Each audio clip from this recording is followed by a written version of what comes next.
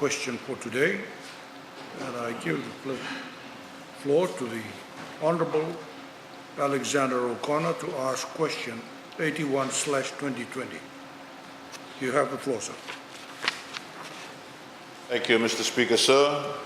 Mr. Speaker, sir, I rise to ask question 79/2020 in today's order paper under my name, and it's directed to the Minister for Agriculture, Waterways and Environment.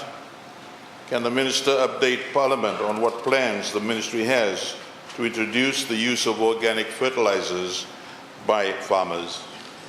Thank you.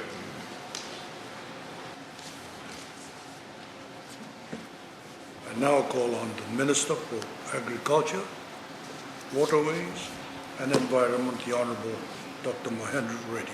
You have the floor, sir.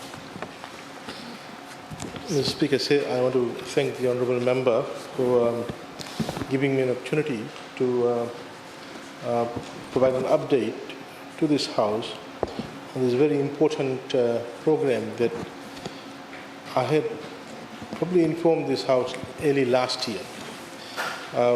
Early last year, Mr. Speaker, we had announced that we were going to embark on developing and supply of organic fertilizer to our farmers. That particular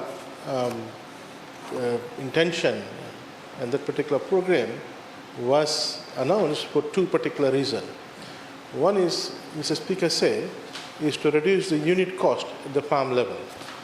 Speaker, at the moment, farmers are applying enormous amount of fertilizer, which is raising the unit cost at farm level. Continuous application of fertilizer doesn't necessarily would contribute to increase in productivity at the rate that you would expect, because soil becomes acidic, and once the soil becomes acidic, then uptake of nutrients is affected. Now, about 4 or 5 decades ago, soil acidity was or used to be corrected, particularly in the sugar belt, through application of lime. But that activity also has kind of got subdued, and that's why you see sugar productivity also has been affected to some extent, because soil pH is quite high and it hasn't been neutralized.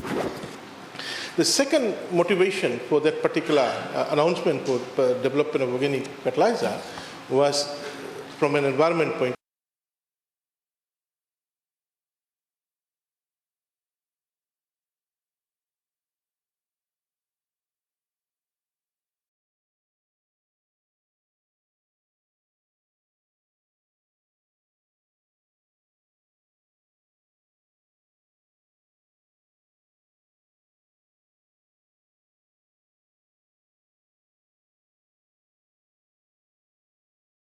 How much that will, let alone the small, medium and commercial farmers.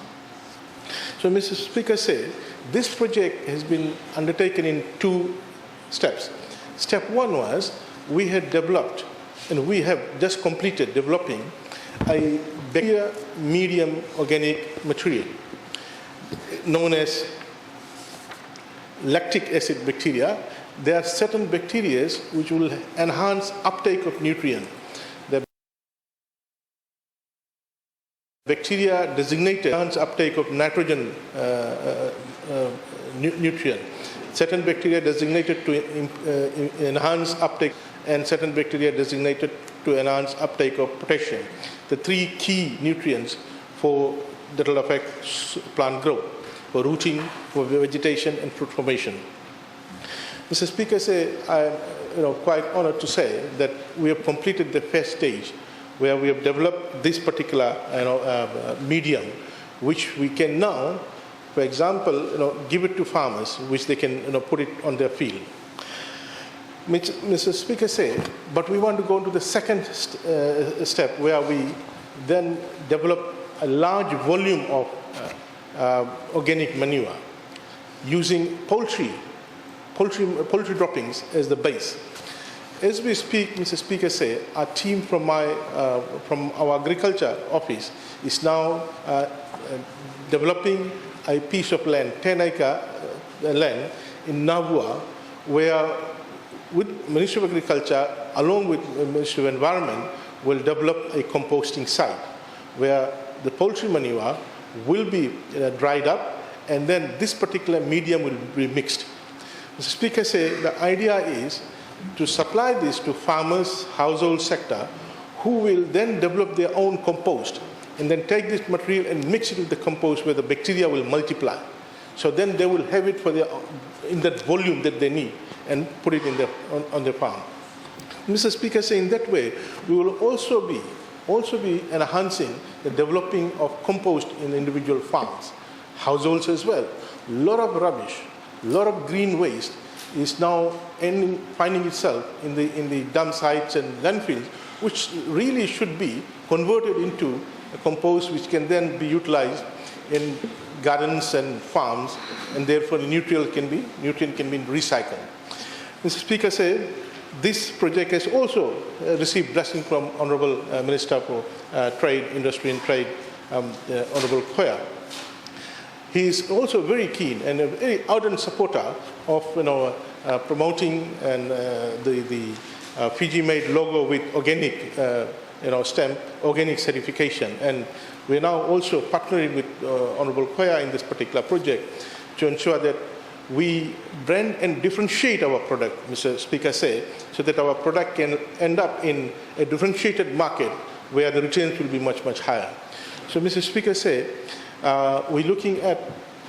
we'll be launching the first part soon, this particular medium, and we will give out to farmers who already have established compost on their farm.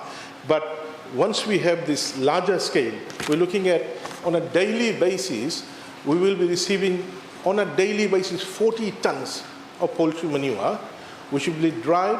It will take about 8 weeks for it to turn into compost, and then mixed with the bacteria medium that we have, and then it will be then packed in 2 kg, 10 kg, 20 bags and given out to farmers in centralized locations where they will come and pick it up. So, Mr. Speaker, in the longer run, we will end up reducing the volume of inorganic chemical fertilizers that we're importing, a major contribution in terms of saving our foreign currency.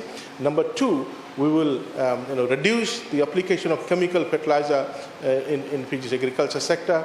And number three, we will contribute to a better health for farmers, consumers who are using vegetable products which are grown using chemicals, supported by chemicals. So, Mr. Speaker, we will also be reducing the unit cost, where at the farm level, fertilizer is becoming a significant cost of production. Thank you. I thank the Honourable Minister for his reply to that question, and I now give the floor to the Honourable Rohit Sharma to ask